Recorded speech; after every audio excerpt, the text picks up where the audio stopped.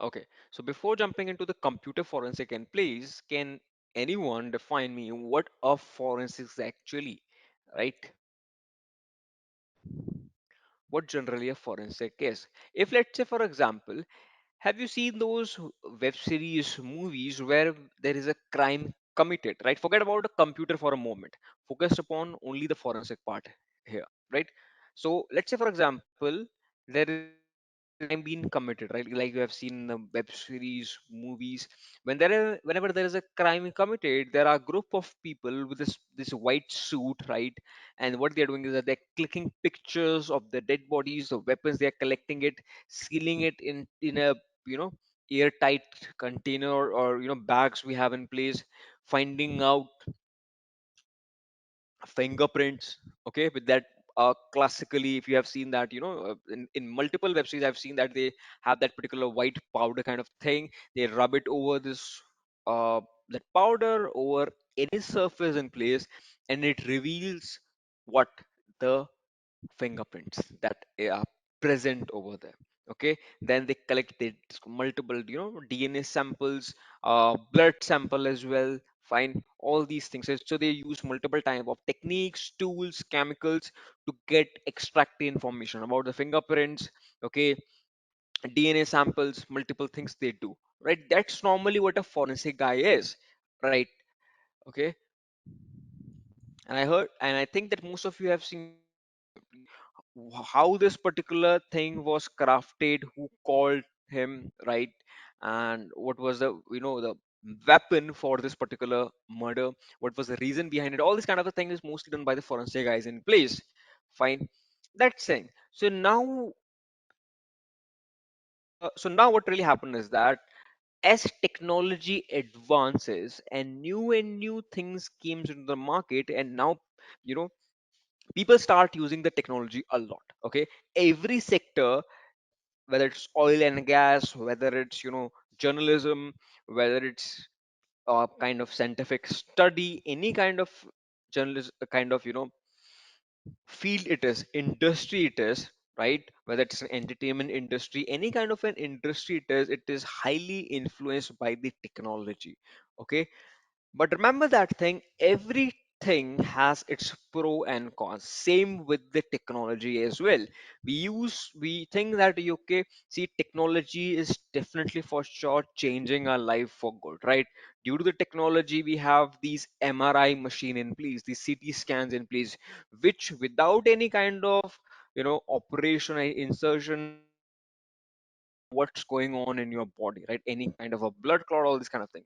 So that's a good part we have in place. We have satellites, we have multiple rovers over the Mars surface that we can control it even from the surface of the Earth, right?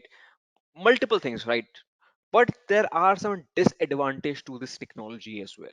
Okay, and the bad actors, the hackers, what they're trying to do is that they are trying to use this technology for their own good, right? It means that they are using the technology to harm people. Okay, that's, let's say, the best example of it would be the hacking attempts that are made over the hospitals. I would, if I just give you an example of it, that how the technology in today's world, particularly cybercrime, is such a big thing. Okay, at the time of COVID, when mostly particularly it was in 2020, where at the time of first wave, particularly in India, right? So every country in the world was being affected by a pandemic by the name of COVID, right? But these bad actors, they are so inhumane. What they did is that a ransomware attack was performed over the, I think it was kind of an attack. I'm not sure about it whether it was a ransomware attack, but it was a kind of a cyber attack. Okay, so it was an attack. It was done over one of the UK's biggest hospital in place, right? One of them biggest hospitals. And what they did is that they have a oxygen, kind of a room there. Okay, and there was some sort of a machine which regulates the creation, the manufacturing, right, in the basement of the hospital. Correct, the NHS we said there. So that we have in place. So they manufacture the machines, that particular machines, and then in a controlled environment through the pipeline that are already set up in the hospitals. They are being delivered to the patients, right, which needs them. And there, the oxygen was not only provided to the COVID patients, but it was also being supplied to the patients which were in the ICUs as well. That was also very critical because a particular person is set in the ICU when he is very, very sick, right? His body is kind of deteriorating very fast. He needs machines to support, right? Okay, because his body part is not able to, organs are failing out, he's not able to sustain it out, so he need machine. That's why the ICU machine is for intensive care. Okay, so that's why it's for. So now what is going to happen is that the hackers compromises that particular machine which was controlling the flow of oxygen across the hospital, right? And they demanded that you have 2 hours, and if within 2 hours you do not get kind of provide us some sort of a money in rent, in particularly in cryptocurrency, right? Why cryptocurrency? Because it's next to impossible for to catch out, to trace down the hackers in place. That's the reason why they choose the cryptocurrency, or why every kind of hacker choose the cryptocurrency in place. Fine. Because if you choose any other kind of way, definitely for sure it can be tracked, but cryptocurrency is one kind of a medium which these hackers use a lot. Okay, so they kind of give the warning to the administration, to the email, that your system has been compromised, and if you do not pay the ransom within this minute, or within 2 hours in place, then definitely for sure what is going to happen is that you are going to be for sure, that particular machine is going to malfunction, and the oxygen supply would be completely shut down, and no particular patient, no matter how critical his situation is, what is going to happen is that he's going to suffer due to that. Fine. Okay, that's the scenario we have in place now. Fine. And people are definitely for sure going to die due to that. Fine. So the hospital think that this is completely a garbage. They do not, you know, believe it out, right? And they just contacted the police, and that's it. No, nothing, no concern was shown by the hospital administration to this particular email in place. Now, after 2 hours,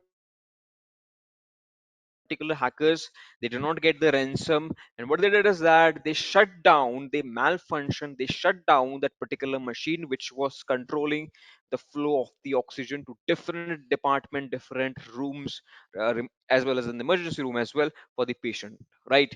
And it completely cuts out the oxygen supply to all the department, all the patients. And now it is a tricky situation. Within few minutes, many people lost their life, and as the time goes by, the death start increasing. Okay, the number of people start dying as well, right?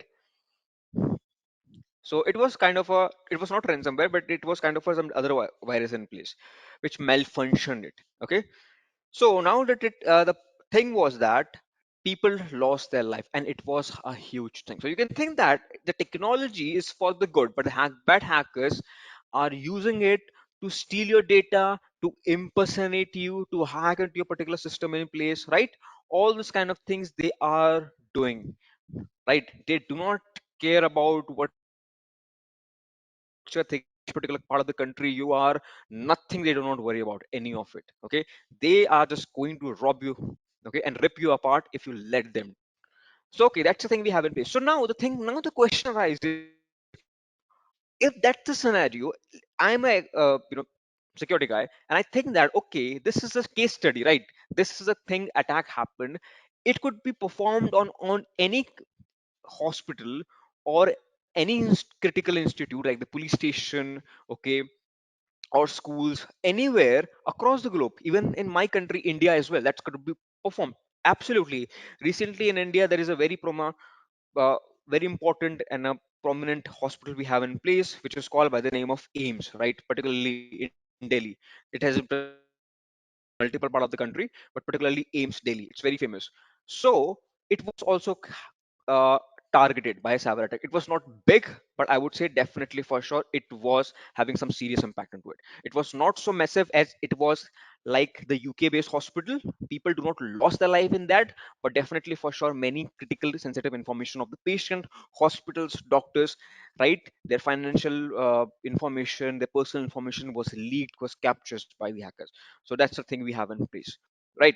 So now the question arises, I need a team of people to find out who are the culprit behind it. So that's only I'm going to send them behind the bars if I need evidence for that, right? And when you say evidence in the world of technology, then is a thing we have in place which is called computer forensics, or another word we have in place which is called digital forensics in place. Computer forensic or digital forensic, exactly the both same thing. Nothing, do not worry about it, okay? Same thing.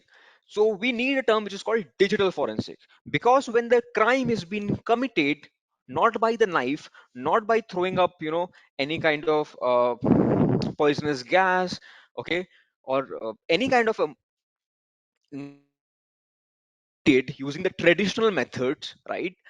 But when the crime is committed using the technology, like sending some fake messages to someone, sending up a link to someone, the moment you click into, the virus gets installed, and now your complete bank account is wiped out, right? The particular cameras hidden, like the virus can be installed in your particular phone or your laptop, and the camera would be spying on you. And this is the case. This is some very dark stuff, but that's a brutal reality that those cameras spy upon you. When you are changing the cloth in your room, your laptop camera can spy upon you. It can record you, and then it can send back to the person, the bad actor in place, and then you will be getting a message that this is your video. If you do not pay us a ransom or any mm, kind of thing, okay, you it will be leaked over the internet, okay, and their internet is filled with these kind of things in place, right? So that is also a reality. So I need a team of very smart people who are specialized in collecting the evidence. How would I know that someone has sent me a fake message? How would I send them back behind the bars? I need a person for that. I need a particular person, which is called the forensic guys, right? And in the SOC, as I told you in, this is SOC. And in the SOC, you have the digital forensic guys, you have the incident, right? You have the disaster recovery, multiple other teams you can have in this SOC in place, right? So this computer forensics or the digital forensics we have in place, it comes under the SOC part. Fine. And remember, the role of this computer forensic is to figure it out who is the actual culprit. In this particular image you have in place, you can see that this lady is figuring out the information from this particular hard disk in place, HDD hard disk drive in place. Fine. Now let's understand about the digital evidence. So let's say, for example, if we just go a little bit deep into it, there is something which is called by the name of hash. Multiple ways you can figure it out that something is compromised or not. How many you are aware about the hash part? Okay, let me tell you about a hash. Just a short overview about it, right? Because it's a very deep concept in place. Just a very short import. Let's say, for example, this is a file in place or a message. H. Okay, I want to send this particular message to someone. Fine. Okay, I send it to that particular person, and that particular person has received the message H. How would this will this particular person be get to know that this message that he has received is tempered or not? Okay, fine. Okay, so now let's say, for example,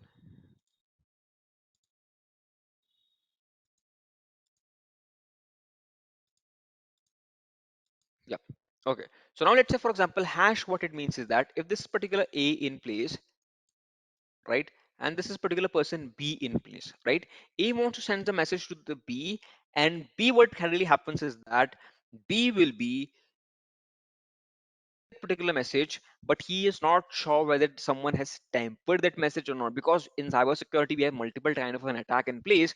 And what that particular attack guys does is that in that those kind of attack, using those kind of an attack or methodologies, attackers can interpret your message, whatever you're sending it to your friend or a colleague or even your bank account, and then they can temper it, Or I can say, do say, I can say that a hacker is sitting between the both of the people. A sends H or hello to B. It goes to the hackers. Hackers changes to hey and send it back.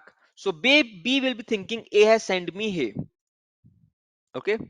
So see, it is completely changed. So how B will verify that this is the actual message which is sent by the A, using something which is called by the name of hash, right? Let me explain how. Let's say for example,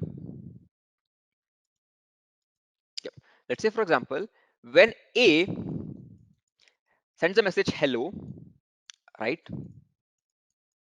Before sending it out, he will be taking out the hash of it. Hash is what it does. It is a big number, a complex number we have in place. Using certain algorithms, you will be getting that particular number in place.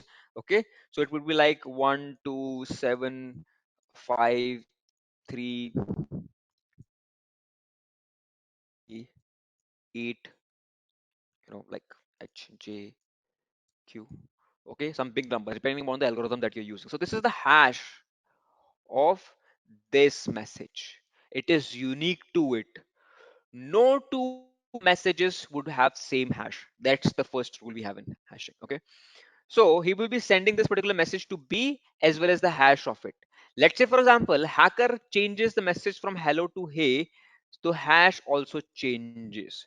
So when the B will be comparing the original hash with the hash that he has received, both will not match. And what it does, it shows that the data was compromised. The integrity of the data was compromised. That's the thing. Fine. So this is what we have in the hash part. Okay. So multiple other things, not just hash. We have encoding for that, right? We have steganography for that. Multiple tools we have in place to protect the integrity of the message in place. Fine. Okay. So now come back to the digital forensics in place. So in digital forensics, what really happens is that you collect the information about the target as much as you can. Okay. If let's say for example,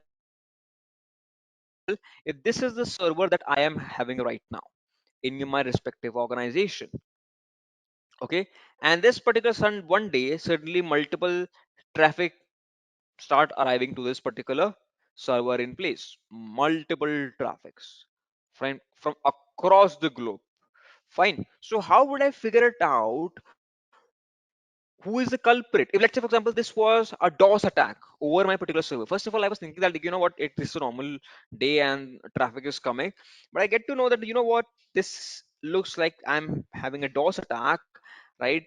So I put up measures in place to block or to resolve out the DOS attack. Fine. There are multiple tools, techniques, different ways through which we can achieve that. Okay, perfect, fine. But now I have resolved that particular issue. DOS attack has been prevented, it has been blocked, and okay. But now what really happens is that, now can you tell me how would I figure it out who was the culprit behind it? Okay, so now what really happened in this particular scenario is that, when DOS is being performed upon my server in place, now I need to send that particular person behind the bars, right? No, we do not need Wireshark or any kind of honeypot. We need a group of good forensic people for that. Okay, my system is already been compromised, boss. It has been a attack has occurred, right? And due to some mitigations, I am able to block it out now. But you know how to figure it out who is this person behind it, because if I do not send that particular person behind the bars, definitely for sure there is going to be a very huge response, thing that it will lead to the rise in the confidence of that particular person in place. Yeah, investigation. So who is going to do the investigation? It is run by the digital forensic guys, right? And first of all, remember, the digital forensic guys love something which is called by the name of, okay, right? They love something which is called by the name of logs. As I already explained you guys what a log is. Log is kind of, a registers you have in place. Okay, what kinds of file created, which folder created, which deleted, and all this kind of things in place. Fine, that's what we have in place. Okay, so that is all we have in place. Files created, folder created, all these things are registered being created by default. It is enabled in your respective organization, right? Okay, perfect. Now, what really arrived in this particular scenario is that logs are created. The forensic guys would be doing what? They will be going to the logs of this particular server, and they will be definitely for sure, bit by bit, going through all the logs and so now what really happens is that they will be finally analyzing what this particular log is all about, and then they will be seeing those directories, and then they will be finding out what is the problem there, and then they will be getting two major important components. When a particular forensic guys analyzing a particular log, there are two components they are looking for. There could be plenty of it, but generally, basically, there are two. There can be plenty of them as well. Remember, the two. What are those two? First of all is the IP address, and another one we have in place is the MAC address. If somehow you find out the MAC address or the IP address of the system from which this particular things were coming, this particular traffic was coming, it is amazing, right? And then what you can do, you can just track it down. We have tools nowadays to find out, to track down what is the actual IP address and the MAC, and I would say with the geolocation of that particular thing. So using this IP address, what you can do, you can just provide it to the law enforcement agency, or by yourself you can investigate further, right? Mostly I've seen that organizations stop at that particular point of time when they find out the IP address, MAC address, and a little bit other information about the particular target machine. That's it. Fine. And then what they're going to do is that they are going to provide it to the see, and then they by themselves would be tracking down what the IP address is. Okay, what the location of it. Fine, that's a very critical and a crucial component in place. So forensic guys are very important, right? To be very frank with you, in today's legal system across the globe, not in just in India or in the US or in the Canada, but across the globe, there's a rising demand of digital forensic expert, particular experts who understand the technology, these logs, these attacks, this ransomware, these malwares, but at the same time, they understand the law as well, because you are not just doing, the digital forensic is a kind of a domain inside cybersecurity, which is not just about your text, finding out, just writing up a code, piece of a code, analyzing a code. It is not that. It's beyond that. Okay, you analyze the report, you make a report, you go through the evidence, right? And then you make up a report, and that report is so crucial. It will be presented in front of the court of the law, in front of the judge and the jury in place, and based upon the report that you as a forensic investigator created, someone's life would be, whether that particular person is guilty or he is innocent, or he should be hanged or sent behind the bars, or he should be like life imprisonment, or like anything, right? Your report decides that. So it's a very big thing, it's a very responsible thing. You can think of like a software engineer.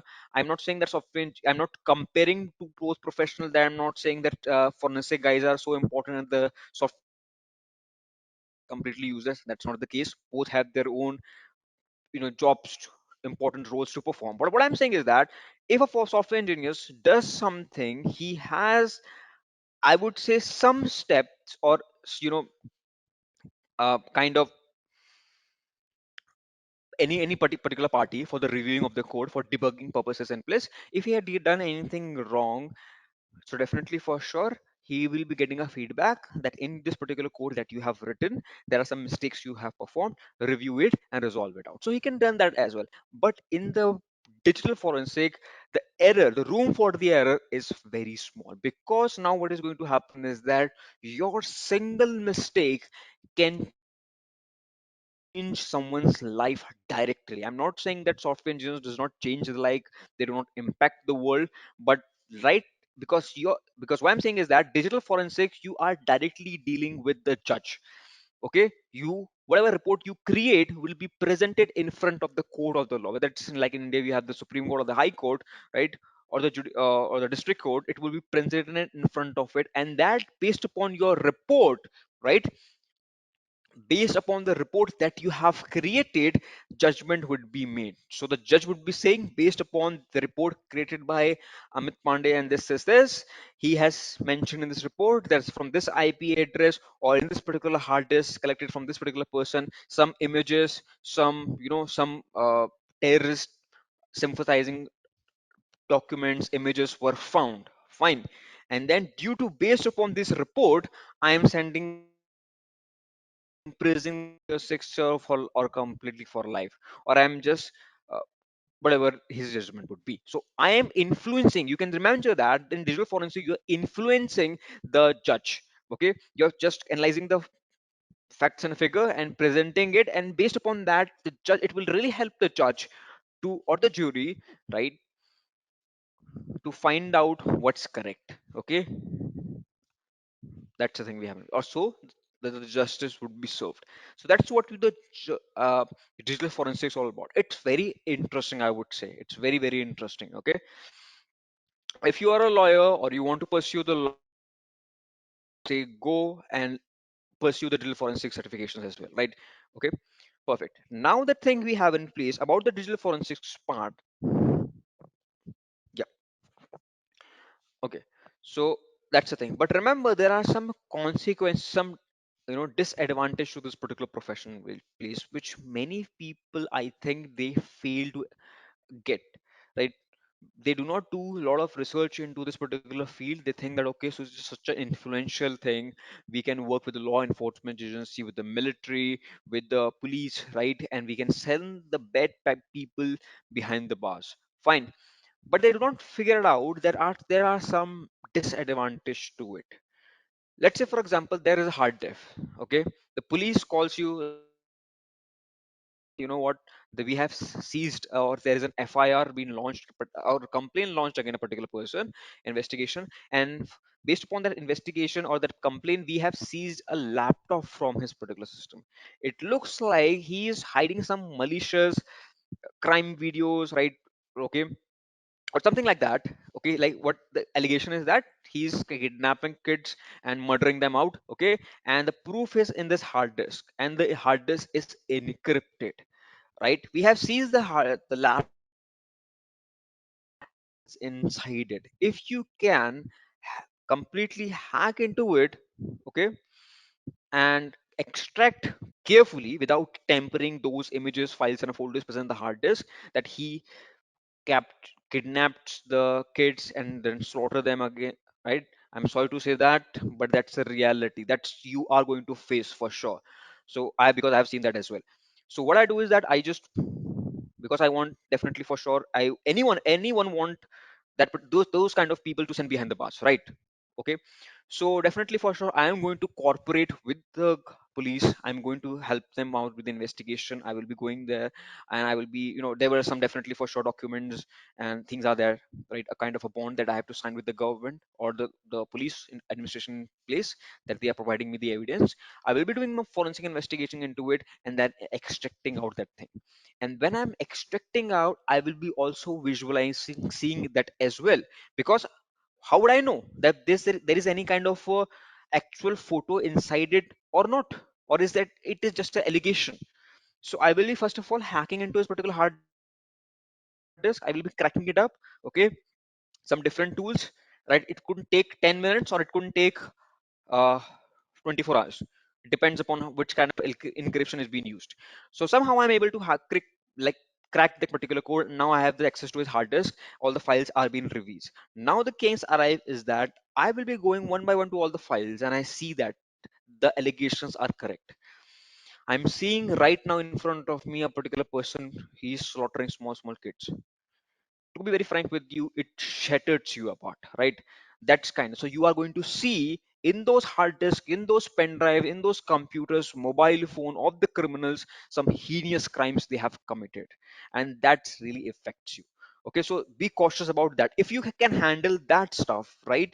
Okay, because to be very frank with you, when I started with this thing, it was a nightmare for me. But over the time, I just kind of, get used to it, right? Because, but that it completely changes you as a human being, that's for sure, right? But you are doing good if you find out, figure out the evidence. Definitely, for sure, I send it to the court. I kind of generated a report, submitted to the police department, they presented in front of the court of the law, and then the person was sent life imprisonment, right? And that is very happy moment for you, that your hard work paid off.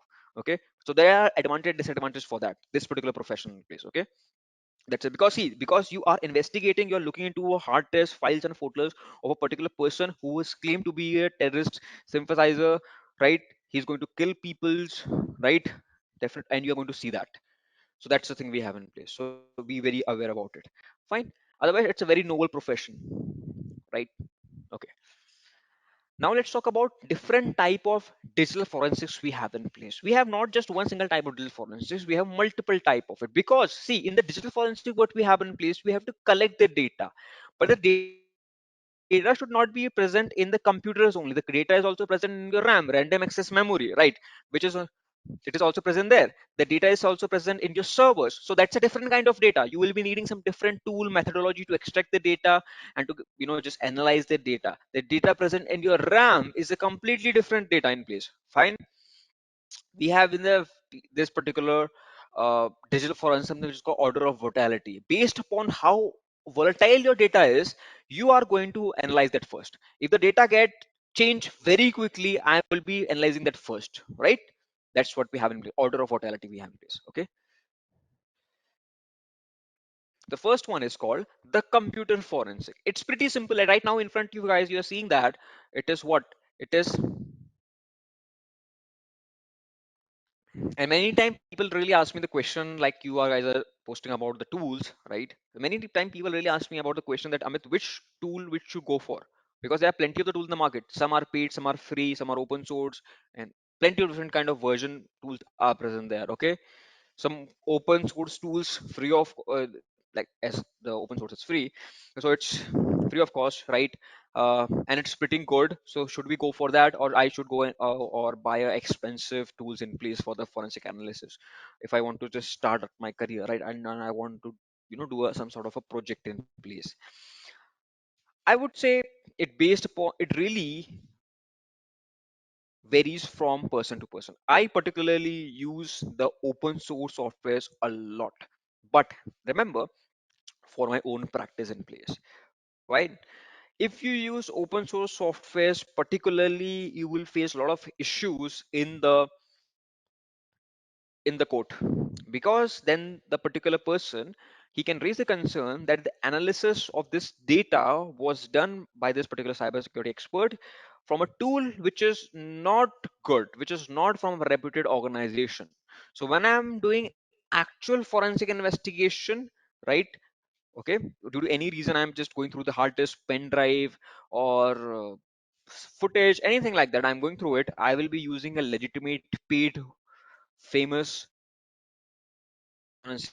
Otherwise, most of the time, if I'm just teaching my students, doing some practicing myself as well, I will be using the open source. So that's the thing in place. So if you use open source free tool, right, or the crack version, trust me, it's a very, very bad situation for you in front of the court. Because then remember, then the counterpart is going to raise concerns against you, that you used some fraud or a free or a tool which you have downloaded from the torrent, and then he will be making the judge believe that what the tool that Amit has used is from a torrent, and it was already free, it was cracked, it was compromised, and then he used this tool to analyze the data. So it means that the report is also corrupted, right? As the tool was, because the tool is corrupted, that's why the whatever the report would be is also corrupted, right? So he will be saying, sir, ma'am, please discard this particular report that Amit has given. It would be for me, boss. Okay, so that's why if you want to practice by yourself, go for the open source and all this thing, right? Git, you will find multiple. Okay, over the internet you will find multiple. Use them as much as you can. Perfect. And another thing is that go for only practice 3 4 tools only. That, remember, in the field of cybersecurity, what I've seen is that whether you're the offensive guy, defensive guy, whether you work in the SOC team, any kind of things you have in place, there are plenty of tools that are going to arrive every single day, boss. Every single day, there are plenty of tools. It's practically impossible for you. I could say that, I can say openly to all you guys as well, right? I have been doing the forensic investigation as well, and to be very frank with you, I cannot.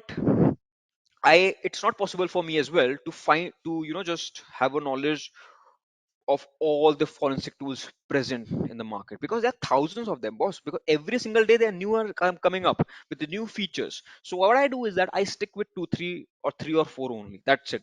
I just completely have mastered that three or four, and I do use it for my own purposes, as for my teaching purposes to my students, as well as for my that uh, like if I really want to help out the forensic guys, oh sorry, the police department or the law enforcement agency, I help them as well.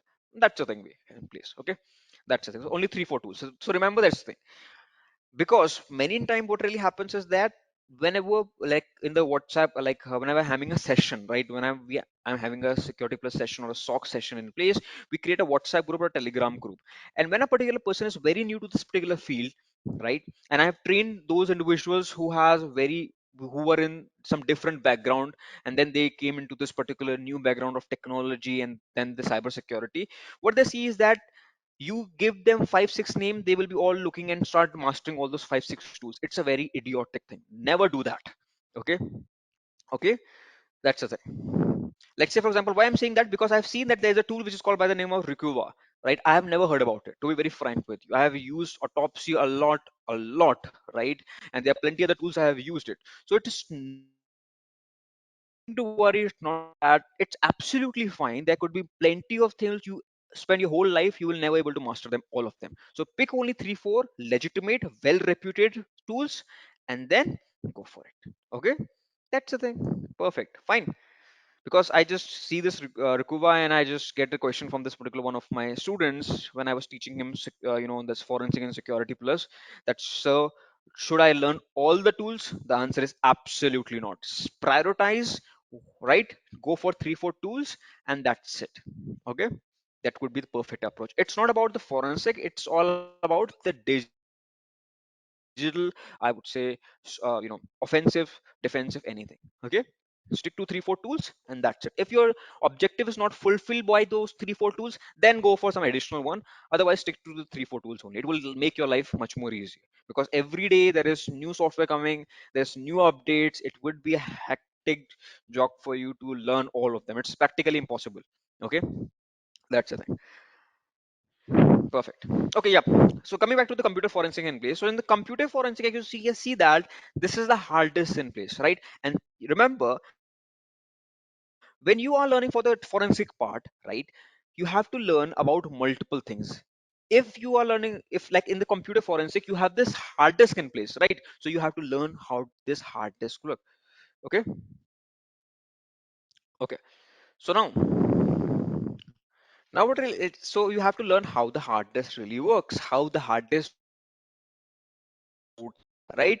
If you're truly interested into the how the hard disk really stores the data, I would say that after the session, go to the YouTube channel, and there in the TED, right, just type in the YouTube TED and how the hard disk work. You will be getting a very beautiful uh, video by the TED, right? Those organization which conduct the TED talks, same organization, they have their different YouTube channel where they this create animation for different concepts. So they will be explaining you in a very good manner that how that polar changes happens, how the data is being stored. It really helps you out, right? So you have to understand how the device works and how the device really stores the data. I see by myself that nowadays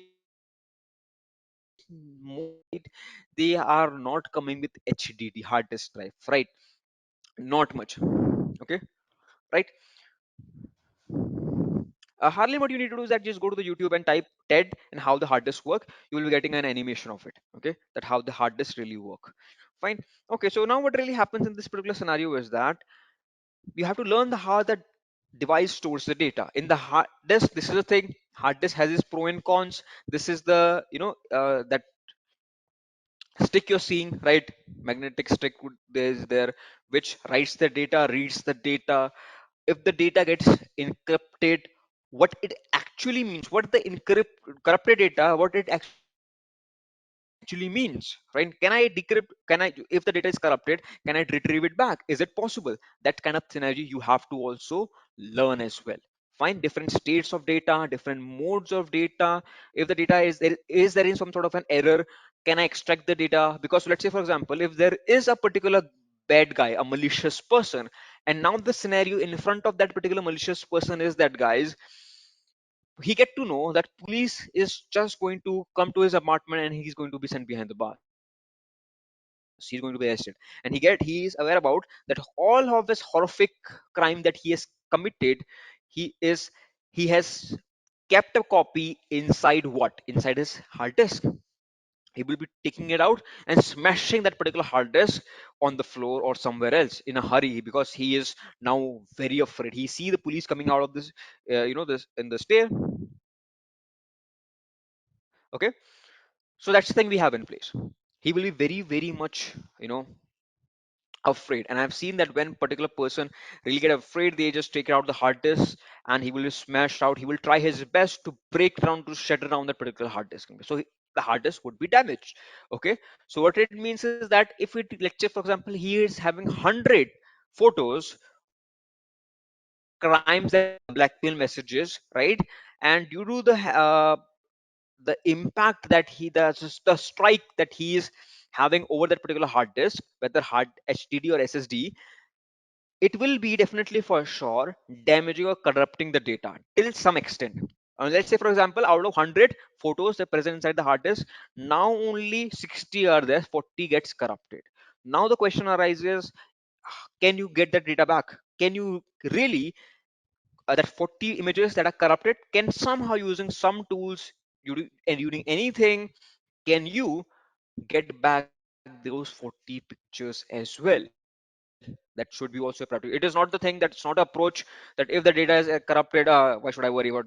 Okay, no, that's not the case. If it's corrupted, I will try my best to make sure that I can get that bit data back in some state.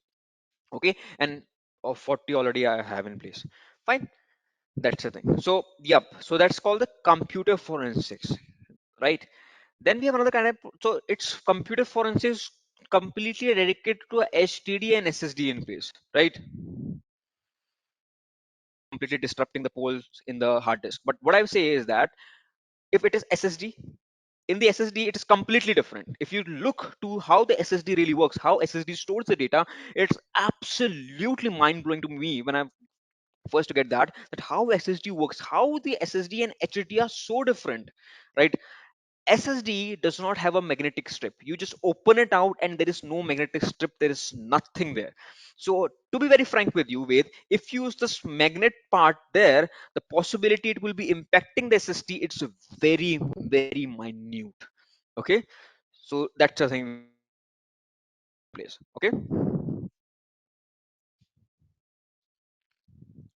Correct. So that's the thing we have in place. I have recovered data from SSDs or HDDs which were short circuit, which were burned. Fine. That's what we have in place. And I have seen that in many data centers, particularly, see, because remember, two concept I follow in my life and I tell my students as well. One concept is that once over the internet, always over the internet, right? If you go through my sessions, right, whenever I teach any kind of a certificate, I always keeps on saying this thing every single day. Once over the internet, always over the internet. Your personal information, file, photo, number, anything leaks over the internet, it is going to be there till civilization get ends. It's there for eternity. Okay, that's the thing. Fine. So remember that thing in place, right? And educate yourself as much as you can. Perfect. Okay, so that's we have in computer forensics. So now we have another one is called the network forensic. It is completely different. Network forensics is completely different. In the chat, someone said about Wireshark. I'm missing some chats as well. I get that because I have to focus on the concept as well. So sorry for that. Okay. So yeah, in the network forensics, someone says that previously the answer to some of the question, someone says Wireshark. Okay, so Wireshark, if you heard about the Wireshark, it's a very beautiful open source, right? Free of cost tool. right? You just open it, and you can use it in the Windows as well or in the Linux. Particularly, I have not used in the Mac. Sorry for that, but I have used in the Mac. Sorry, in Windows 10 and 11, as well as in the Linux, particularly Kali Linux, because multiple version of Linux are there. Okay, so network forensics, what we do is that in network forensics, as the name tells, we are finding out the data that is being transmitted. That's what the network is all about, right? When two PCs are trying to communicate with each other in place, we have a piece of some sort of connection would be there, right? That's why only they will be able to communicate with each other. We have a tool which is called by the name of Wireshark. Very interesting, right? Okay, multiple uh, tutorial you will be able to get through the internet, okay, about it, and it's a very good thing. Wireshark is one of it. Yep. With so, to be very frank with you, burp suit is very famous, right, and a very powerful tool as well. Okay, that's the also thing. So yep, coming back to the network security, network forensic part. So network forensic also we do the, let's say for example, if I have a particular image in my particular hard disk, fine, I am in this particular scenario that someday police would be coming to my, or some kind of this authorities would be coming to my my house. They are going to arrest me. Okay, they're going to seize my hard disk, pen drive, all the devices in place. They're going to analyze, and then they will be finding out the data inside it, and I will be for sure sent behind the bars, for sure, without any worry. Okay, right. Now the thing is that I just get an idea that what I will do is that I will be sending this image to someone. Okay, what I will do is that I will not be keep this particular image, this heinous crime that I have committed. Okay, I will not keep it in my particular hard disk. What I will do is that I will send it to some particular person who is in different geographical location, in different state, or in different part of the world, in different country, in, I would say, in different continent, right? Like I'm in India, in Asia, I would be sending it to one of my friend, right? Who would be in US, right, or in the Canada, or in the Brazil, right, in different part of the world he is in completely, where the law of the land is completely different. Okay, that's the thing. Now that we have, so how to resolve that kind of an issue when the data is not locally present in your system? How to get, how to for network forensics in place? Fine. Network forensics really helps you in analyzing the network. And what's a network? When the two particular devices are communicating with each other, what are the messages that was received? What were the messages that were sent? That kind of things, it really helps you into it. Okay. Now this is the mobile device forensic, because this is also very important, very important. Okay, and this is, to be very frank with you, nowadays whenever you see or meet your, whenever I meet my lawyer friends as well, they tell me or says to me, Amit, that you know what, there is a huge demand, boss, for okay, right, to get the data, to extract the data from the mobile phone of a suspect, right? There's a huge demand, to be very frank with you, right? Because nowadays the mobile utilization is just skyrocketing, and I would say we have just started. In particularly in India, still a huge amount of population is not easily able to get the internet part, right? But definitely it is increasing with a very enormous number, and as well as in other part of the world as well, right? As well as these different organizations and different other organization place, they are using satellite internet part, right, where they will be reflecting the internet, and you does not need to have towers and all this kind of stuff infrastructure. So all those peoples who are in very tribal areas, in deep in jungles, right, the tribal communities to be particular, where there is lack of infrastructure, with these satellites which will be reflecting the internet, right, it will be very easy for them to connect to the rest of the world and utilize the best, this this thing which is called the internet. Okay, so yep, so definitely, for sure, what really happens is that most of the time, whenever the criminal is doing any sort of a crime, he will be using an electronic device which is called the mobile phone. Okay, the possibility that he will be using a laptop or a desktop is very less, but most of the time he will be using something which is called the mobile phone for clicking the particular images in place. There was a case in place of one of my one of my friend colleague told me about it. There was a guy, and what he used to do, he was to stalk a girl, right? And he used to click a picture of that particular girl in place, and that particular images are stored in his particular phone in place. When the FIR, this things were launched against that particular boy, and he was arrested. So now my friend job was to find out or extract the data, deleted data, because the boy was so clever, he deleted the data the moment he was arrested. Before that, he just deleted the data of that particular girl. Now the thing is that my friend job was to extract the data from that particular mobile phone. Okay, so mobile device forensics is a completely different thing. And to be very frank with you, this is I'm talking about only Android. It is, from my experience, from all those people that I have talked about, it's next to impossible to compromise a iOS currently. This version, the older version, you can do that, but current version, these 12, 13, 14, or this, they, this is a headache, boss.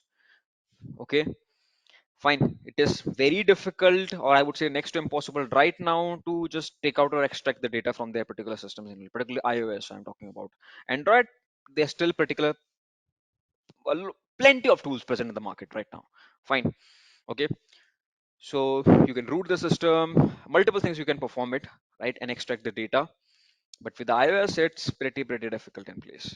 Then getting the data, then organizing the data, and organizing the data in a such a format, you know what, like uh, that you have to present it before the code as well, right? Okay, so it should be in that state as well. So it's a very tough job, and it's a uh, very difficult thing when it comes to the iOS. For Androids, not so much, I would say, because th- plenty of tools are present for forensics, particularly for the mobile, for the Android. Okay, that's what we have.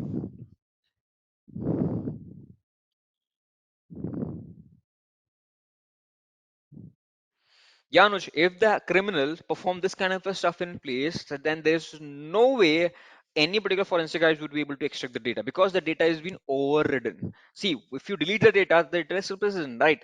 Only till the time it is not override. Okay, if the attacker or the criminal perform this particular hard reset or deep clean, right, multiple tools are there which are free of cost, he perform that thing. To be very frank with you, there's nothing no one can do about it.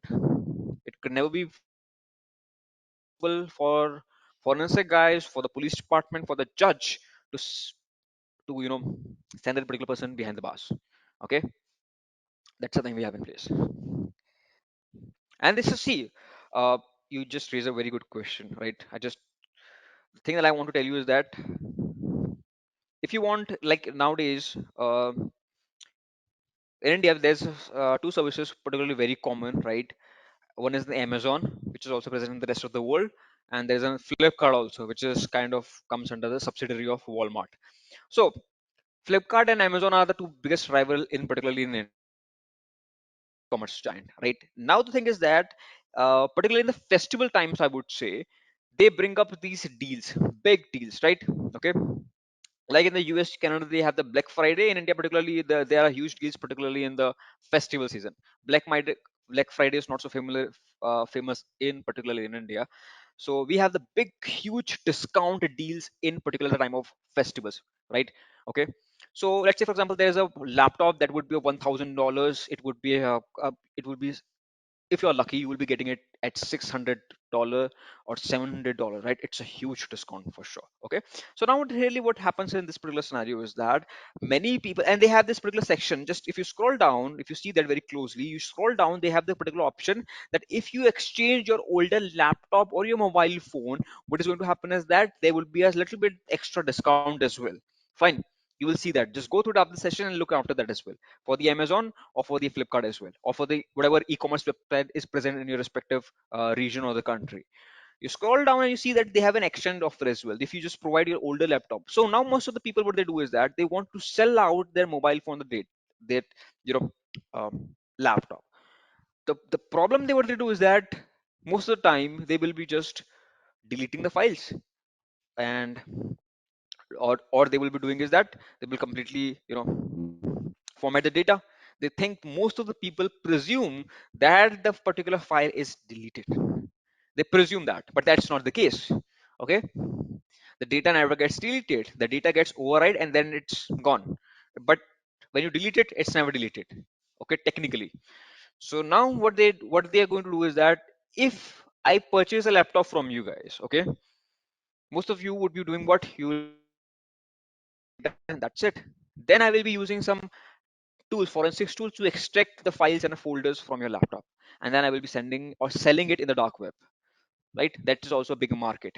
So anytime, I'm not saying do not sell your particular devices, okay, but what I'm saying is that before selling out your older devices, mobile phone, desktop, laptop, tablet, whatever it is, always do a deep clean. There are plenty of tools present in the market. Just go there, install it, and within few minutes the file would be completely deep cleaned, right? And it will be next to impossible, I would say impossible, to find out all any older data present in it. Because recently I sold my old hard disk, right, of 2 TB, because of it's of no use. Hard disks are no very slow for me, so I've sold it, right? But what I did is that I did some deep skin clean into it. So now it's next to impossible for the particular guy to just extract any sort of a data into it. Be very cautious about it. It's a little bit time effort, I get that, okay, because you have to be very cautious about it, but it will be worth it for you at the end, for sure. Fine. Okay, that's the thing. So that's all about the mobile device forensics. Because see, mobile device forensics and computer forensics is a completely different thing. The architecture is same, the motherboards is same, the processor, the chip is used is same, different. So it's a completely a different thing. Okay, that's perfect. Now let's talk about the malware forensics in place. Let's say, for example, your organization gets affected by a malware in place, right? Now, malware forensics, what we do, we study about the malware, right? In the modern forensic, like how it behaved, which files it encrypted. So malware forensic and malware analysis are kind of side by side. They overlap a lot. Right? In the forensic part, you find out the fragment of the virus, how it is created, what are the code it was were written into its DNA, right? Okay, can you manipulate its DNA to reconnect and make that particular virus reconnect to its command and control so that you can track down the IP address? Can you do that? That's also comes under the malware forensics. You are going to learn about its behavior, because reverse engineering, if you go into deep, they're completely different thing, right? So in malware forensics, you're stuck in with the malware, that how it works, and the properties it is. Can you manipulate it? Can you use that particular virus for your own good? All these kind of things you have in place. But it's very different from reverse engineering. Okay, reverse engineering is a very different thing. And properties overlap here, but not completely. Yeah, correct. You can say that bit. Okay. Now we have memory forensic in place. Okay. In memory forensic, it is all about.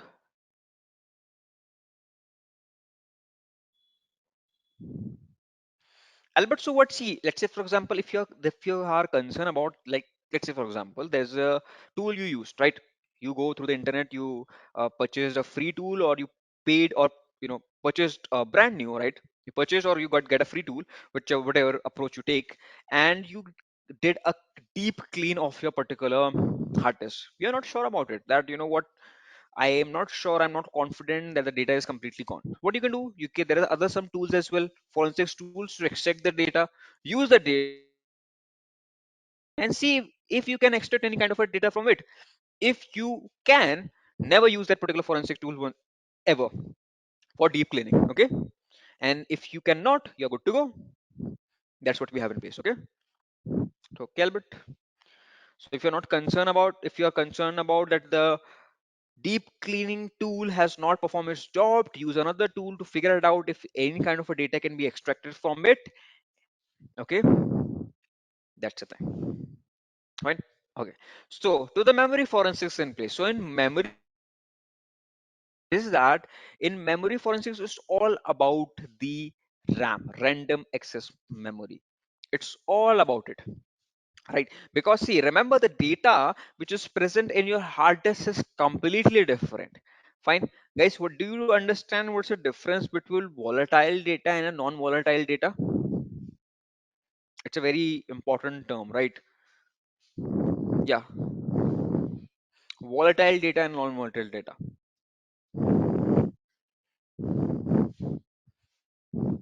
Okay, so volatile data is that kind of a data in place which will be lost when there is a power loss. The example would be RAM. Let me explain how. Let's say, for example, there is a particular picture or any sort of data in your RAM. Okay, whether it's your PC or whether it's your mobile phone, because your mobile phone also has a RAM, whether it's your desktop, right? Okay, all these different type of RAM you have in different type of devices, right? So data is present in your RAM for temporary purposes. Now, what really happens is that due to any reason you restart your particular system, or it boots up again, or due to any reason it restarts, right? Or you shut it down, the data present inside that particular hard disk is gone. If, let's say, for example, this is a particular RAM you have in place, and inside the particular RAM you have some data, whenever you restart or shut it down, it this particular piece of a data is gone. There's no way you will ever able to get it back. Okay, right? That is called volatile data. Non-volatile data is like your HDD and SSD. So guys, tell me, if I put a particular in my SSD or HSD, and then I restart my computer or my laptop, or I just shut it down, and tomorrow once and morning I open it again, what do you suggest? What will happen? Will I will be able to access the file, or the file will be gone forever when I'm keeping it in my hard disk?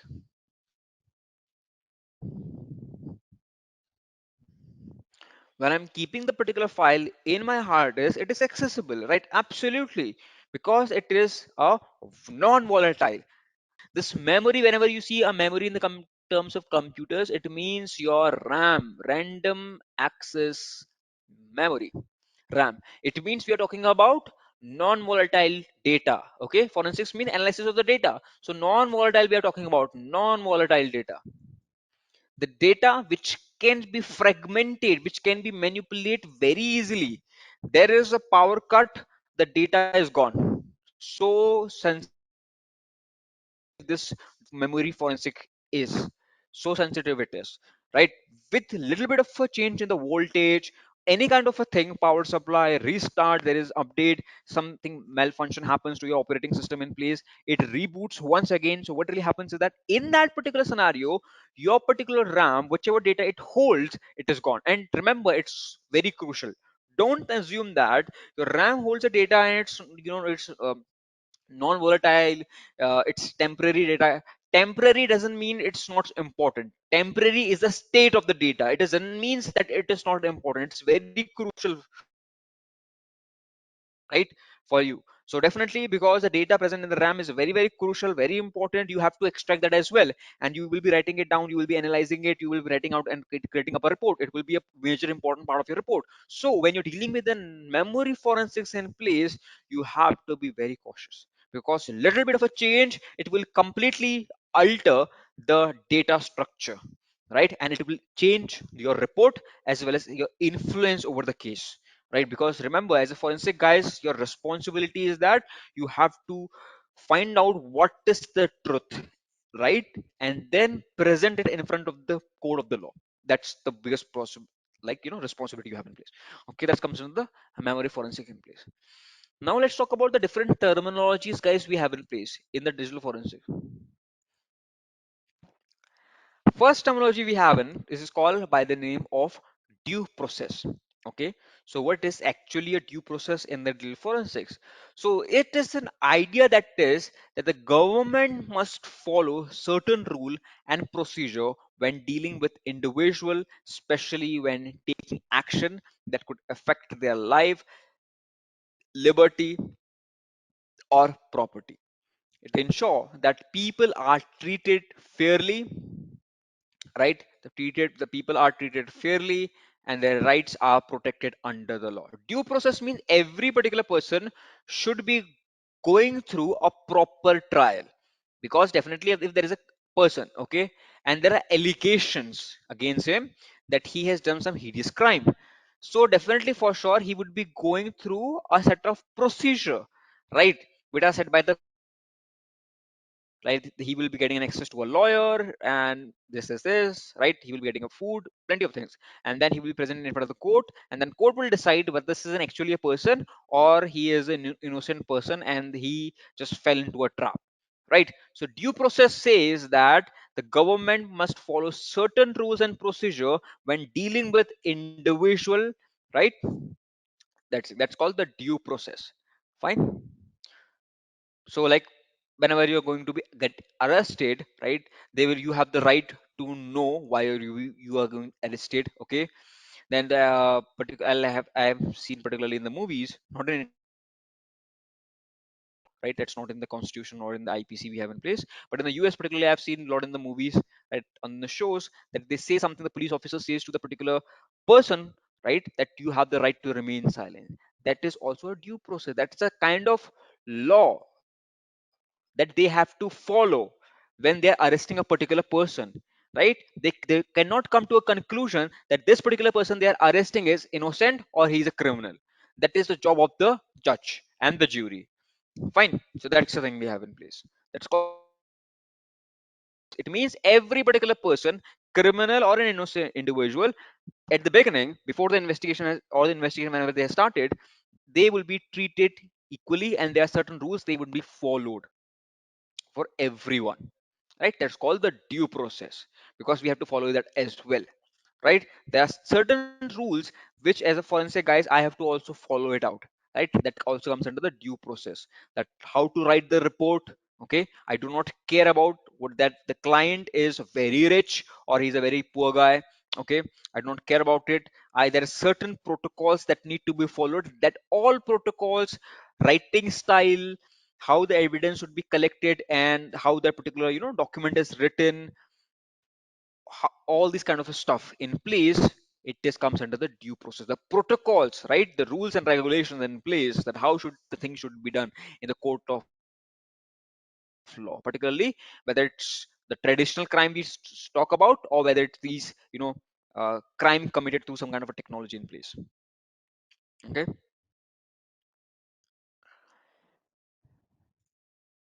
Then we have another one in place which is called chain of custody. This is very famous terminologies, I have seen that, right? Okay, and to be very frank with you, it is asked a lot in the interviews as well. It's pretty simple. See, chain in custody, what it means is that it means chronological and documented record that show who, what, when, and where of the handle of the storage of physical evidence in the legal case or investigation. If I just give you an example of it, let's say for example this is the first person, policeman first, this is the second one, this is the third, and this is the fourth. Okay.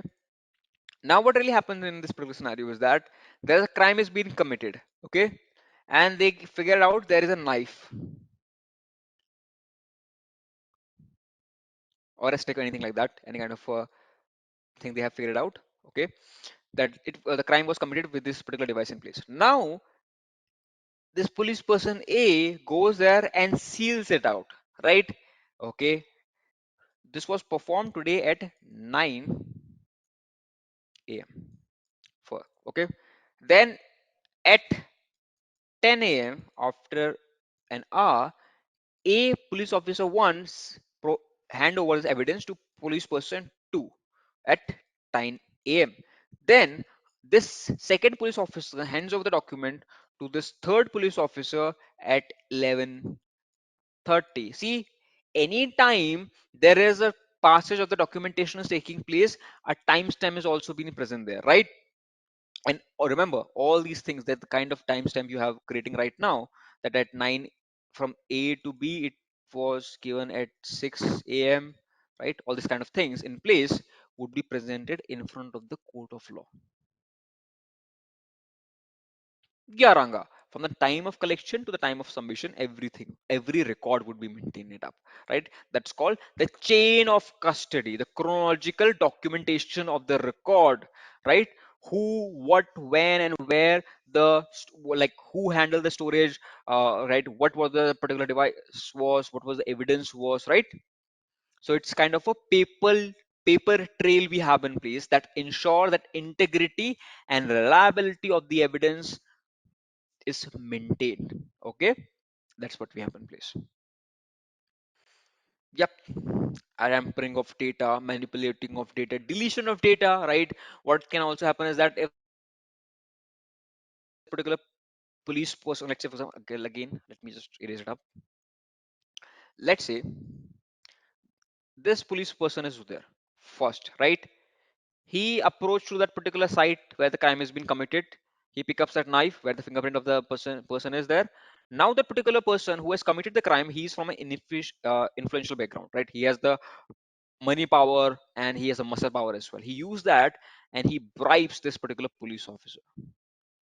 Let's say, for example, hypothetically, this particular person accepts that bribe and now he just throw it away. Okay, so that he said, "Oh, we not found any kind of a knife or anything from that particular scenario, and there was no fingerprint, so this particular person is safe." That's the thing. So that is also present there, right? Or what he can do, he can take that knife, he can throw it away, and he can then purchase another knife in place with someone else's fingerprint, and when it will be evaluated, that innocent person would be sent behind the bars. So those kind of problems could be that tampering of evidence, the manipulation. Fine. That's why chain of custody is there. Okay. It is practice in digital forensics as well as outside of digital forensics in general also. If like in normally police stations as well, this would be practice for sure. That's what I assume. Okay. Across the world, I've seen that. Because it's the best practice in place, right? Irrespective of the region where you are right now, whether it's you are in Japan, South Korea, or Philippines, or like Mexico, or US, or in any part of the Europe, this is the good practice in place, right? You should have a record who has actual this particular thing. Or let's say, for example, what really happens is that A gives the particular thing to uh, a police officer, gives a particular document, critical one, which will be definitely for sure impacting the case. 2 second, right? A says that I have given 2 seconds, second says I do not have it. So where's the evidence? Now they will start doing the blame game, boss. And definitely for sure a particular person upon which the allegation was there, we will never able to find out whether he's an actual particular genuine person or whether he's an actual the murderer. The justice will never be served. The truth will never be coming out. That's the problem. So we have a proper that the evidence was first handled by this particular person, then he shared it to this and this and this. It's a very fantastic thing. Fine. Okay. Perfect. Now let's move to so remember this thing, right? Chain of custody. It's a very important thing in cybersecurity, particularly in digital forensics. It's a very, very important thing. I've seen people getting asked this question as well. Okay. Then comes the timeline. This timeline that you are seeing right now in front of your screen is particularly I've used the birth of the AI part. Okay. But what I want to show you is this particular timeline part. What in the digital forensic the timeline means is how at what particular interval of time the things were happening. See, in the chain of custody, a lot of information you're saying, right? Two peoples are there, they are signing up. Let's say, for example, in chain of custody, many people really get confused in chain of custody and timeline. In chain of custody, when A, first police officer, is handling over the evidence to second police officer, right? Let's say, for example, the second police officer is me, okay? And the first police officer is, let's say, Ivan, right? So when Ivan provides me that evidence, give it to me, there would be a document. In that particular document, time would be there at 9 a.m. Ivan would be right doing its own signature, right? And then below it, I will be doing the recipient would be doing the signature. Then at 10 a.m., I would give pass it on to some other person. Then the recipient would be the third person. So we are signaturing as well. We are maintaining a record. Okay, and it will be provided in front of the court as well. Fine.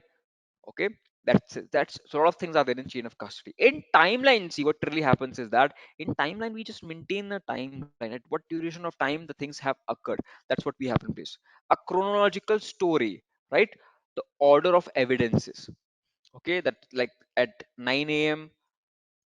Okay, that the person or the two particular male or a female, they were having an argument, and then at 10 a.m. they were having a physical fight. That at 11 a.m. okay, male or a female take out a gun or a knife and throw it on his partner, right? And at 10:05 the person expires, he's dead, male or female. So this is a timeline, boss. The argument it started at 9 a.m., then it leads to the physical 10, then someone grabbing a knife or a weapon for in case of some self-defense, shot, then shooting it out, okay, and someone dying at 11:05. This is what a timeline. This really helps is are the forensic guys as well. The folder for stalking a girl was created, or blackmailing or kidnapping a child was created at, let's say for example, 2 months back. Okay, then multiple subfolders were created inside it. Then a folder of child, you know, kidnapping was posted or stored there at 15 October at 50, like say 12 p.m. So that's an order you have in place, right? When the folder was created, where the file is, and at, let's say for example, on 16th of October, the file was deleted. So this is what a timeline, a chronological stories that shows the order of event related to the incident, right? So it really helps the expert to understand how the attack or the security breach happen, okay, and what action they can take in place, right? So that's the thing. So the first day of this timeline, a folder was created. On the second day, two subfolders were created. On third day, there was some kind of very heinous images, files, folders were put inside it. There were only two. Then on day four, 10 more were added. So that's a timeline. And on day 10, that particular person gets an instinct that, police are behind me, I am being followed. On day 10, approaches his house, and at midnight, he completely wipes out all the data. That's what a timeline. It's very crucial in place. Fine. Then another kind of a terminology we have in place, which is called by the name of e-discovery. No, Suresh, it will be not be a narration. It will be a kind of, I would say, documentation. It will be completely documented. The timeline is documented. It is not narrated. Okay.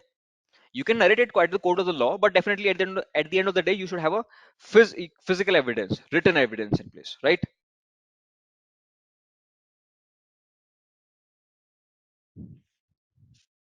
Okay, fine, perfect.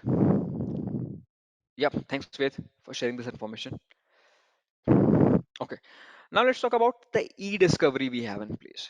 Fine. In e-discovery, it's also again, guys, very important things we have in place. Very important terminology, I would say. So e-discovery, guys, means electronic discovery. This e means electronic discovery, right?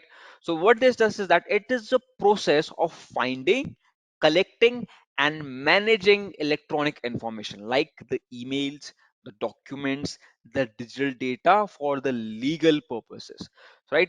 So this is often done in legal cases, investigation, or in particularly in the regulatory compliances, right? So let's say for example, imagine a scenario where there is a company, right, and the company is being sued, and the particular person organization, the company CEO CTO thinks that the evidence is of this particular case exists in the company's email. Or I would say, I've just again, let me just reframe the example once again. Let's say for example, a company is there and the company is InfosecTrain. It has been sued, right? Hypothetically, okay. Now what the InfosecTrain would be doing is that the company InfosecTrain would be doing performing e-discovery. E-discovery means we will be having, let's say for example, 5 TB of files, right? Is all the 5 TB of file is important? That's what you think? Related to this case, I'm not saying this 5 TB is garbage. but related to the case, the lawsuit, is all the 5 GB is important? 5 TB is important? What do you think? All the data present in my hard disk or my particular servers, are all of it important in this particular one lawsuit? No, I don't think so. Right. There is selective data select important. Okay. It would be hardly like how much? 10 GB?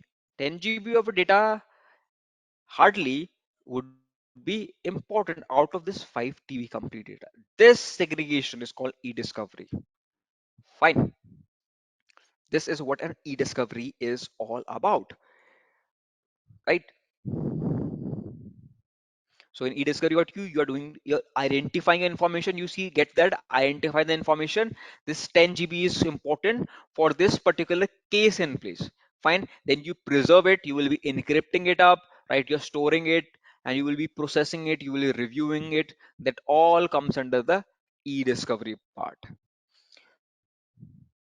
So this e-discovery ensure that you properly handle the legal matter and this particular documents and data as well, and okay, and make sure that you provide a present in front of the court of law in a genuine manner, in a very well mannered in place, right? That's called the e-discovery. Finding out the critical data which is relevant for this particular case in place. Out of 5 TB of my hard disk, right? Only 10 or 1 GB of data is important. That, and segregating it, encrypting it, managing it, and storing it, that all comes under the e-discovery part in place. Fine. Okay, correct.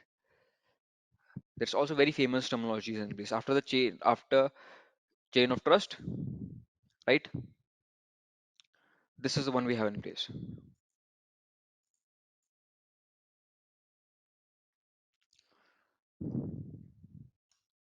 Okay. Oh, sorry, not chain of trust. Chain of custody. Chain of trust is in this different thing, different concept we have in place in cybersecurity. My bad. Okay. Now talks. Let's talk about data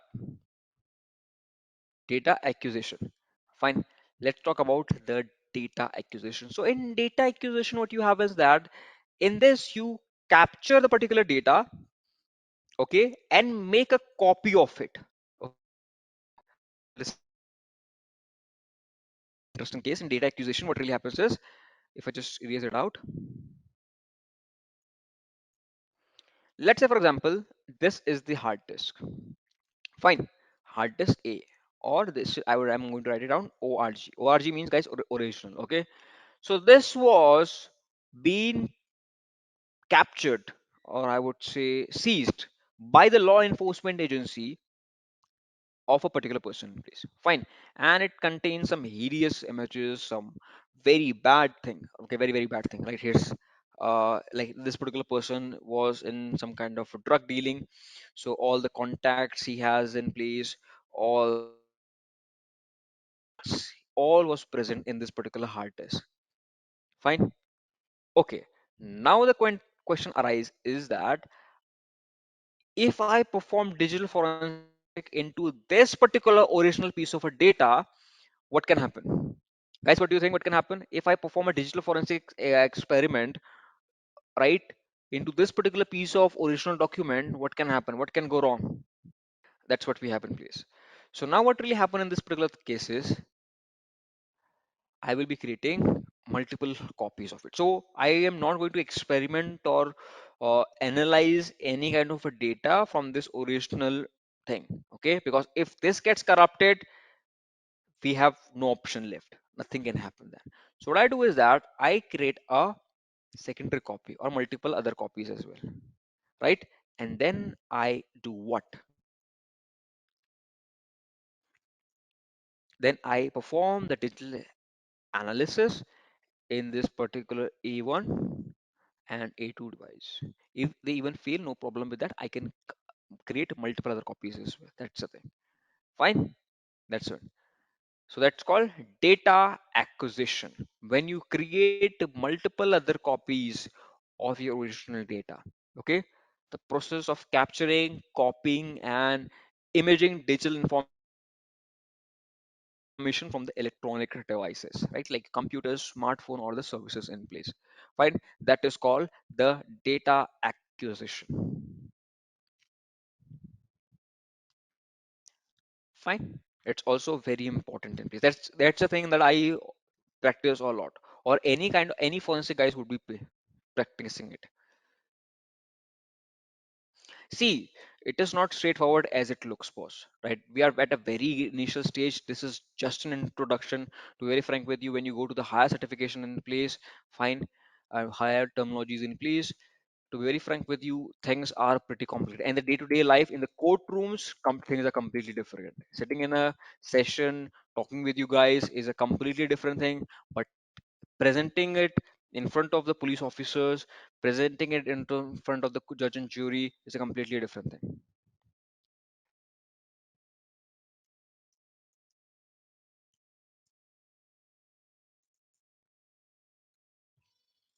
That's what we have in place. Okay.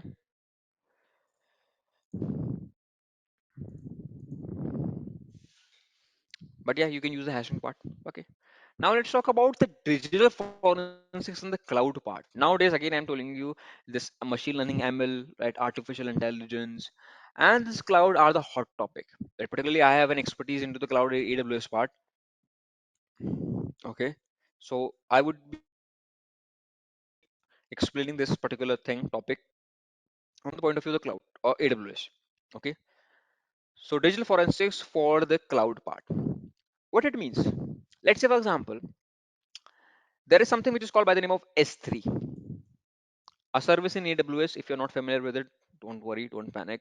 It is generally what it is, a Google Drive, not exactly, kind of, because Google Drive, like Google Drive, does not have kind of feature of encryption. S3 has. Okay, correct, Abhishek. Storage part, perfect. So now it is all about it. All everything file folder. If you want to store in the AWS, you have this S3. You have multiple other tools as well, EBS, EFS, other one, but S3 is generally being used. Okay, you can share it with someone else as well. S3 is there. Now the interesting thing is, okay, so now the thing about the forensic part in the cloud. So Ved, if you want to learn about the cloud forensic, first of all, you need to learn about the cloud thoroughly. There should be a good understanding about how the function of the cloud is. And to be very frank with you, there are a lot of restrictions when it comes to the digital forensics in the cloud, because most of the thing, I would say even 95% of the stars is handled by the cloud, AWS. In my particular case, I'm talking about, right? AWS, Azure, or the GCP, or the Oracle, Alibaba, whatever it is. So 95% of it is handled by the AWS in the backend, right? And definitely, do you think that AWS would be letting me use his tools for doing the forensic part? Okay, I was talking about this S3 bucket for a moment. Okay, so as in S3 bucket, what really happens is that this is the uh, let's say, for example, a hacker or a murderer, right? And he has this kind of a pictures in place or any kind of evidence. What he does is that instead of storing it in in its hard disk, what he did is that he stored it in the S3 in the AWS. Okay, to be very frank with you, doing a digital forensic in a cloud platform is a very difficult scenario, because the cloud from platform by itself, AWS would not let me do that.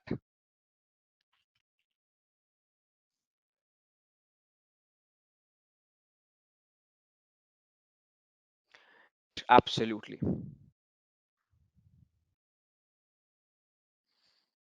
Okay, so now,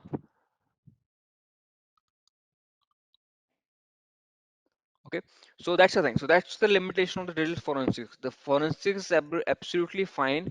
A little bit of a difference would be upon the tool, but remember, the digital forensic in itself is a very tricky business, boss. Fine, because the vendor, the AWS, Azure, GCP is not going to let you touch its infrastructure. That's not going to happen for sure. Okay, so it's a very tricky business there. You should be very cautious about it. That's why I told you about that. If you truly want to learn about digital forensics in the cloud, there are, you first of all need to have a very thorough understanding about the cloud infrastructure. Like in AWS, we have the region, we have the availability zone, how many availability zones are there, what is multi availability zone, right? Multi-AZ deployment, what it is, right? What is a snapshot? Plenty of things, right? So you should be very, very good at the architectural level. Okay, I will not say the basic. You need much more than basic. You should have a good understanding about the different concept of the cloud part, and depending upon which cloud platform you're talking about, whether it's AWS, Azure, GCP, things varies a lot. And then there are compliance issues. Then there is a country where you store your data. It's a very hectic job. Okay, it's a very pretty uh, difficult task to perform in the cloud part. Fine.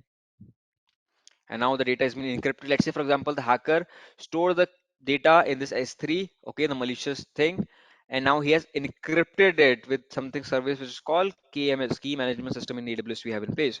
By using your keys, you will be encrypting it up. Then it is another headache. Now AWS is not going to let me crack this KMS, boss. It's never going to. If I try to do that, they will sue me for sure. That Amit is trying to breach into our S3 account, right? He's trying to hack into a system. It would be a nightmare for me. Okay, so that's what we have a limitation in. So so you can perform forensic investigations, right? We have AWS Inspector, multiple other things, tools we have in place, but that's very limited. Okay, not much thing you can do in the cloud part. It's very restricted because most of the things are done by the cloud itself. Fine.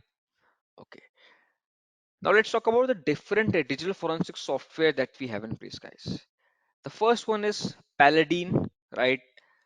This is the most popular I've seen, the Paladin part. Okay. In the previous session, I've already shown you about the Auth, so Auth is not here, right? But to be verifying Auth is also very important one, right? And remember this thing as well. If you're performing digital forensics, you have to also be very cautious about which operating system you're working in. Fine. A software would work smoothly, do give you almost accurate information, right, in Linux, but when you're doing exactly same thing in the Windows, it will be a nightmare for you. So you should be worried about, you should be aware about it, right? You can see that in the Paladin, they have written by itself the world most popular Linux. So it says that it's mostly about the Linux part in place. Fine.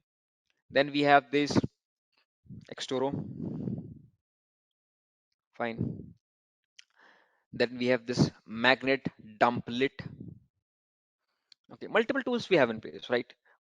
Plenty of them. Thousands of tools would be there. I can completely spend this whole night talking about the different tools in place, and still there would be thousands left. Okay, so pick two three and go and do a hands-on thing, do a project, go through the internet. Plenty of resources being available, right? Or if you're truly interested into this learning about digital forensics in place, multiple certificates are present there, right, by the EC Council, and plenty of this. Okay, there's something which is called CHFI, plenty of them, right?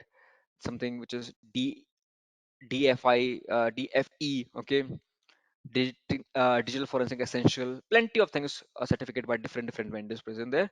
You can, if you truly want to learn about it, go and contact InfosecTrain, and you're good to go.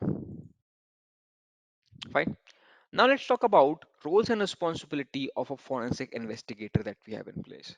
So, as a forensic investigator, what are the roles and responsibilities, guys, I have in place? These are very few have written here. Plenty of responsibilities that I have to look for.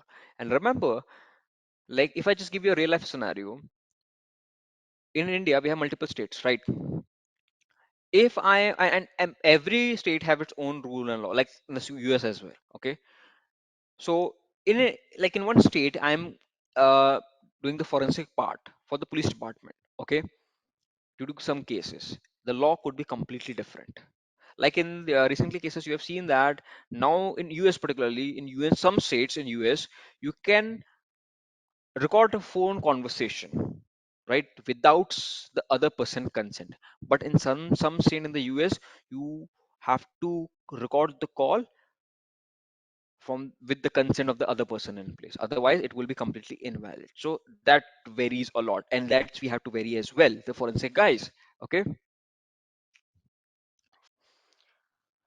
Right. So these are the roles and responsibility that we have in place. We have to collect the evidence, then data imaging. Data imaging means making a replication of the data. So if the original get lost, you have the data itself by itself as well. Then you have data recovery, right? You have to recover the data. Then you have malware analysis, right? Then you have network forensic, as I told you. Then you have digital forensics as well, right? And reporting. We have to report it, right, to the higher authorities, to the police administration, to the army, whatever they are, okay, whoever you are working with, or and to the judge and jury as well, right? Then you have to perform the chain of custody. It's absolutely mandatory for sure. It will be a very good thing, right? And then yeah, there are some legal compliances, because see, depending upon the country you're working in, they have their own laws that how to collect the data, right? Every police department has this kind of thing. Every different state would have the different rules and regulations that how to collect the data and how to preserve it. So it would be very challenging for you as well. Fine, that's the thing. So what I have seen is that many companies that invested in the cybersecurity, and they completely focused specialization, particularly in the forensic part, they end up becoming what, a lawyer or an advocate as well. So I'm looking for that as well in the coming days, right, for sitting for my advocate exam for my law degree. Okay, because definitely for sure, at the end of the day, you start realizing, what, I need to have an understanding about the legal parameters as well as this technical part. So I'm good with the technical one. Going to learn a lot about the legal part as well. Okay, that's the thing. So if you are any one of you are interested into it, for sure, you have to learn both of it, because at the end of the day, remember the yeah, thanks, Ved. So at the end of the day, the digital forensics is kind of a scenario field where the two fields combine, the technology as well as the legality, right? They're legality. They combines together. The lawyers and the technicians, they combine together, sit together, they found out what's the truth behind it. Okay. It's a very interesting. It's a very noble profession, one of the noble profession, and it impacts lives. It changes things. Right? It brings good to the society if you truly want to do that. Okay. Perfect. Great. Okay, so that's what legal compliance is all about. And again, the 10th is, I would say, it's not focused about digital forensic. It's all about all the things in the cybersecurity. Whether you're offensive guy, defensive guy, always continuously educate yourself. There are new threats coming to the market every day. I'm seeing that new different kind of uh, fraud is going on. Okay, so that's also a thing we have to worry about a lot. Fine. Okay.